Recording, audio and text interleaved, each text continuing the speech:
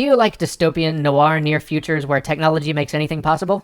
James does. In fact, he loves Cyberpunk, so he has just been itching to bring you this Games You Might Not Have Tried, Cyberpunk Edition. Same rules as usual apply. You won't be finding any of the Deus Ex series or Syndicate on here, because if you love Cyberpunk, you probably already tried those. Also, you might notice a couple of recommendations on specialty lists like this one were featured on previous Games You Might Not Have Tried episodes. I'm putting these here anyway because they're good, underplayed Cyberpunk games, and we can't just assume that everyone who clicks on this video is a seasoned pro like you who's seen every episode. Here we go. Snatcher. You know what Kojima did before the Metal Gear Solid series? He created a Blade Runner-esque cyberpunk adventure game, and it's kind of awesome. If you like Kojima but have always wanted to see a little bit more of a straightforward narrative from him, or if you just wanted to see him full-on embrace the sci-fi cyberpunk elements he's always shown in the Metal Gear series, here's one for you.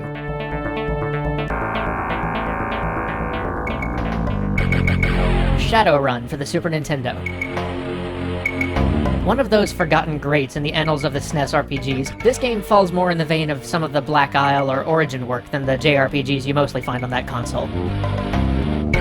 It's got great cyberpunk theming, the crazy Shadowrun world, an excellent noir feel, and an intriguing mystery to solve. If you're looking for cyberpunk on your Super Nintendo, you literally cannot do better than this.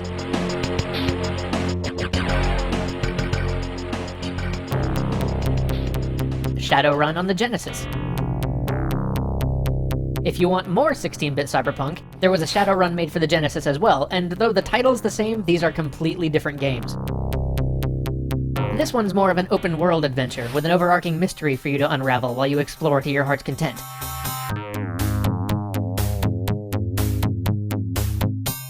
It's a little bit more difficult than the SNES version, and the beginning can be really punishing, so just be warned. It actually gets a lot easier when the world opens up and you get to explore.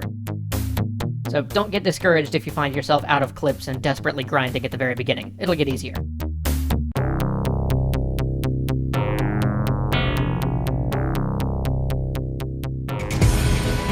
Shadowrun Returns. Yes, Shadowrun does get 3 entries on this list. Because Shadowrun.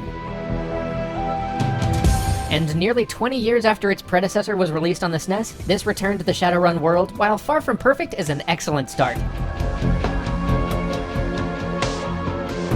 While the main campaign is a fun romp, chock full of cameos from the other 2 games, and easily worthy of your time for anyone who's a fan of the IP or the genre, what's most exciting is the toolkit. Shadowrun Returns is built to be easily modded, allowing anyone to create their own adventures in the Shadowrun world. Steam's already got a vibrant community on Workshop, so here's hoping we see Shadowrun Returns become more than just one additional trek through this world.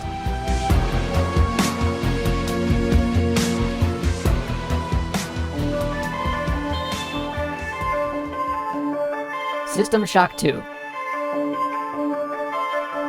Normally, I wouldn't put something like this on a Games You Might Not Have Tried list because I just assume everyone has played it, but James keeps running into students that haven't played it, so I'm just going to say this because it's really important. If you haven't played System Shock 2, finish this video, then go pick it up and play System Shock 2 today. There is a reason this game appears on so many best games of all time lists. And it's the spiritual predecessor to BioShock, which Ken Levine also led the design for. Seriously, just play it. Today.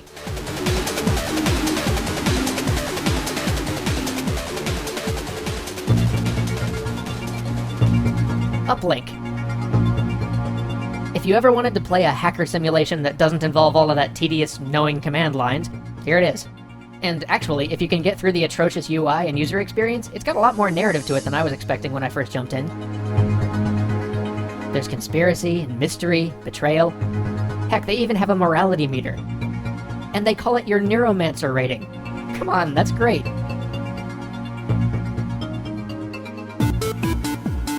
Hacker Evolution. On the reverse side, do you want a little more command line typing in your hacking experience? Try Hacker Evolution.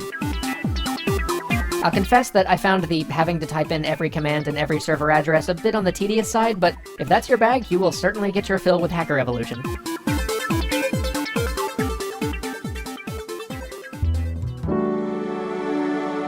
Gemini Roo.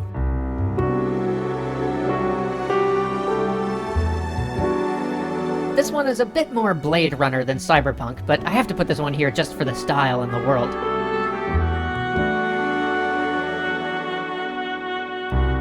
It's an adventure game in the old LucasArts point-and-click adventure game sense. And this means it's probably not for most of you out there, but for those of you who still delve into games whose mechanics mostly involve solving logic puzzles by dragging an item from your inventory to its corresponding point on the screen, this is a fine piece of work. Once you get into it, its story is strong. It's got a great narrative device, and it's set in a world filled with all the sci-fi conspiranoia you might want.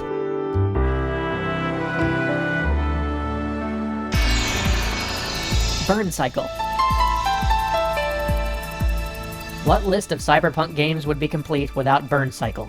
The FMV adventure game that came out in the heyday of FMV games on that most glorious of systems, the CDI. It's a recipe for success. Seriously though, if you can get past the slightly hammy FMV, it's actually not a bad piece of light cyberpunk. Actually, it's probably better acted and written than Keanu Reeves' Johnny Mnemonic, for whatever that's worth. But since we're talking about it, if you love Cyberpunk and you haven't read Burning Chrome, the William Gibson anthology that Johnny Mnemonic comes from and a lot of the games here draw from, it's high time you do.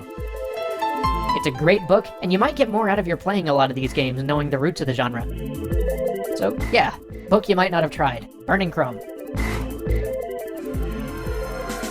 And finally, just for fun, Chaos Overlords. I don't know if this qualifies as cyberpunk or if it just feels a little cyberpunky, but since we have no turn-based strategies on this list, here's one. If there were a Gang Wars version of the old Steve Jackson game Illuminati, I feel like this would be it. If you've ever asked yourself, in a dystopic future, could I form a criminal organization out of a band of misfits and rule my city? This game lets you find out. Well, until next time, enjoy the cyberpunky goodness. We'll see you next week.